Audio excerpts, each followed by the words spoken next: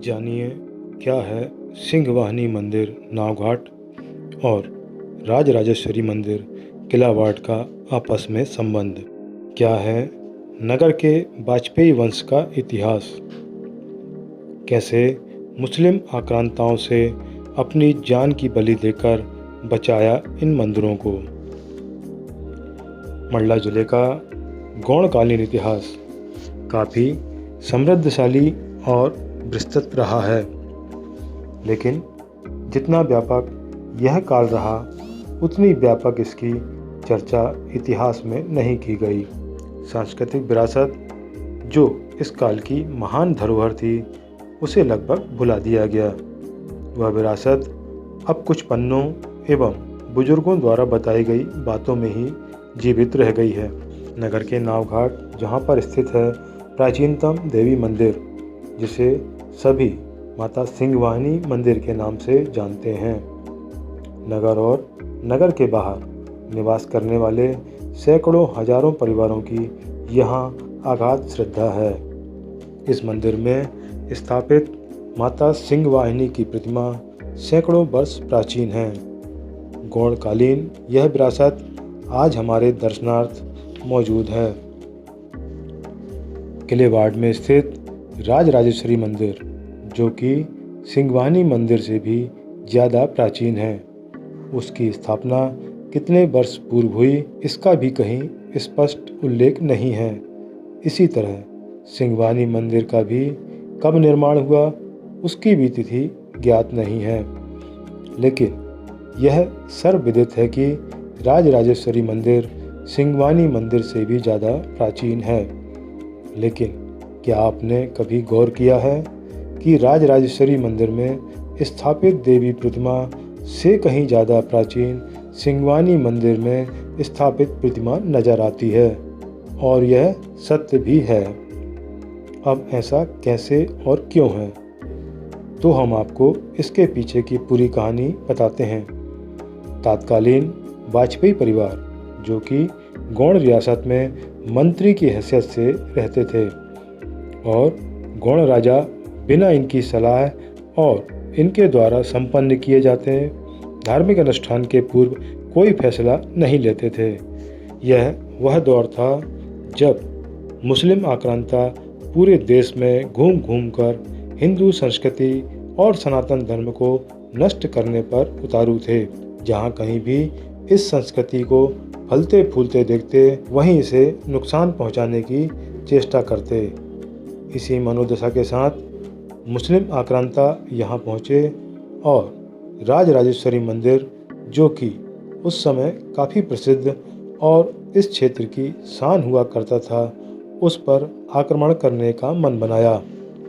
मुस्लिम आक्रांताओं से मंदिर और यहाँ स्थापित देवी प्रतिमा की सुरक्षा की चिंता वाजपेयी परिवार को हुई, और उन्होंने इस मंदिर में स्थापित देवी प्रतिमा को अपनी पीठ पर बांधकर नर्मदा नदी के रास्ते तैरते हुए किले घाट से नाव घाट तक आए।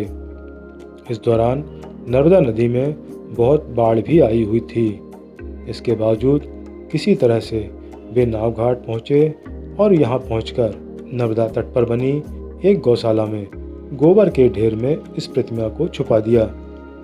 इस तरह से इस परिवार ने गौड़ रियासत के प्रति अपने कर्तव्य को निभाया। बाद में जब आक्रांता चले गए तो प्रतिमा को बाहर निकालने का प्रयास प्रारंभ किया गया, लेकिन प्रतिमा वहां से उठाए नहीं उठी। तब सबने एक मतेन विचार करते हुए यहीं पर माता रानी को स्थापित कर एक मढ़िया का निर्माण करा दिया।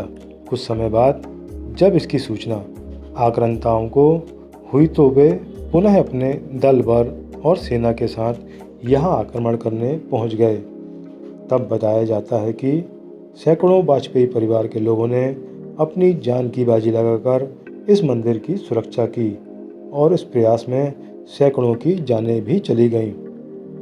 बीतते समय के साथ साथ राजराजेश्वरी मंदिर और सिंहवाहिनी मंदिर का विस्तार किया जाता रहा।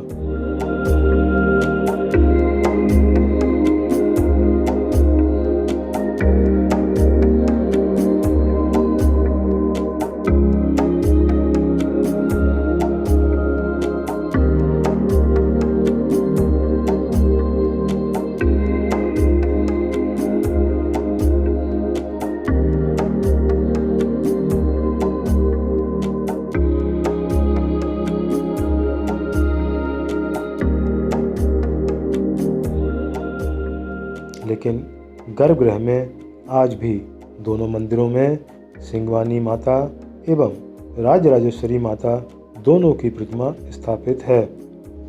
जिस प्रसंग की हम आपसे चर्चा कर रहे हैं उसका वर्णन तात्कालीन गजेटियर में भी मिलता है, जिसकी जानकारी स्थानीय इतिहास के जानकारों द्वारा दी गई है।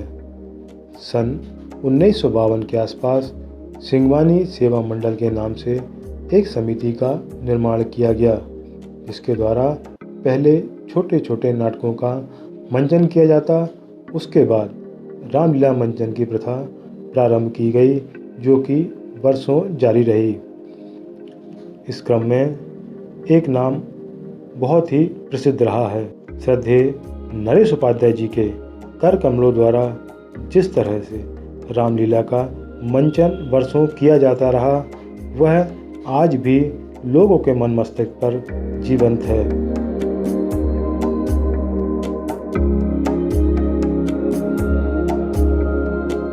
रामलीला इतनी अधिक प्रसिद्ध हुई कि उसकी चर्चा आज भी लोग किया करते हैं।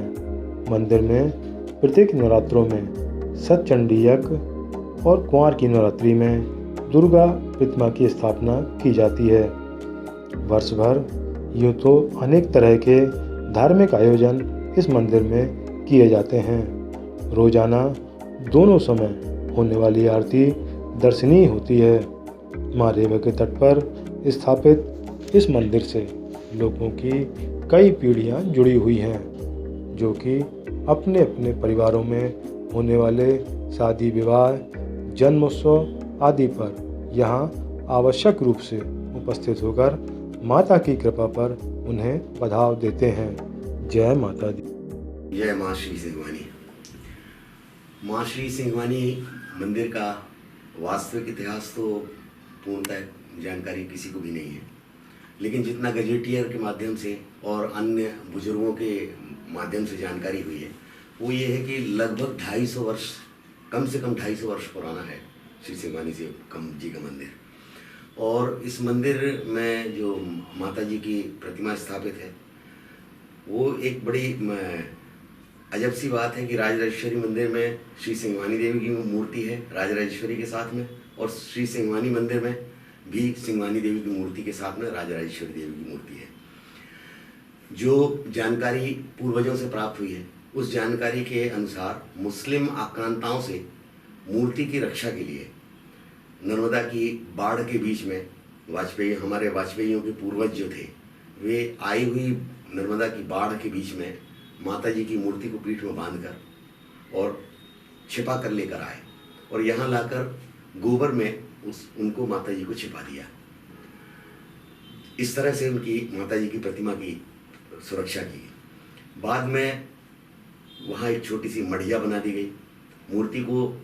जानकारी ये है पूर्वजों के द्वारा ये कि जब उस गोबर के बीच में से माता जी की प्रतिमा को निकाला गया तो उठाने के प्रयास हुए तो प्रतिमा वहाँ से नहीं उठी, तो उसी स्थान पर जहाँ गोबर से छिपा के रखा गया था, वहाँ एक मढ़िया बना दी गई। कुछ वर्षों के पश्चात मुस्लिम आक्रांताओं ने दोबारा उस मढ़िया को तोड़ने का प्रयास किया, जिसमें वाजपेयी वंश के सैकड़ों परिवारों के पुरुष जो हैं उन्होंने अपना बलिदान दिया, लेकिन माता जी की इस प्रतिमा की रक्षा की। तो जानकारी के अनुसार तो ये है कि मूल प्रतिमा जो है वो सिंगवानी मंदिर में है, और चूंकि राजराजेश्वरी मंदिर से ले आई गई थी वो प्रतिमा और वहाँ मूर्ति का स्थान खाली था, इसलिए बाद में वहाँ पर एक और प्रतिमा उसी तरह की बनाकर स्थापित की गई। गौड़ राजाओं के यहाँ वाजपेयी परिवार के राजपुरोहित थे, और जो वाजपेयी परिवार के राजपुरोहित थे उनका बड़ा मान सम्मान था गौड़ साम्राज्य में। उनकी आज्ञा के बिना और उनके बिना सलाह के गौड़ राजा जो थे वो कोई भी कार्य नहीं करते थे। यज्ञ पूजन का भार तो था ही, लेकिन राजनीति में भी युद्ध की स्थितियाँ हों, राजनीति की स्थितियाँ हों, तो भी वाजपेयी पुरोहित जो होते थे उनका विशेष महत्व था।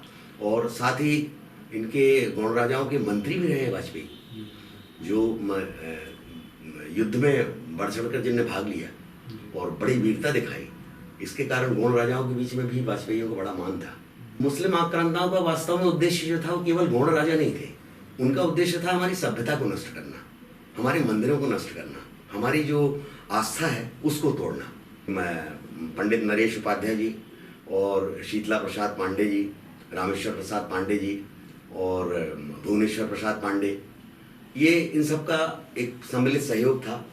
इन लोगों ने एक मंडली का गठन किया, पहले नाट्य मंचन करते रहे और उसके बाद निश्चित रूप से लगभग 30 वर्षों तक इनका बड़ा जबरदस्त सहयोग रहा और इन लोगों ने रामलीला को जीवित रखा, जीवंत अभिनय किए और जो मंडला के अंदर रामलीला का नाम था उस सब में इन लोगों का बड़ा भारी योगदान था और आज उसी परंपरा को हम लोग आगे निभाने का प्रयास कर रहे हैं।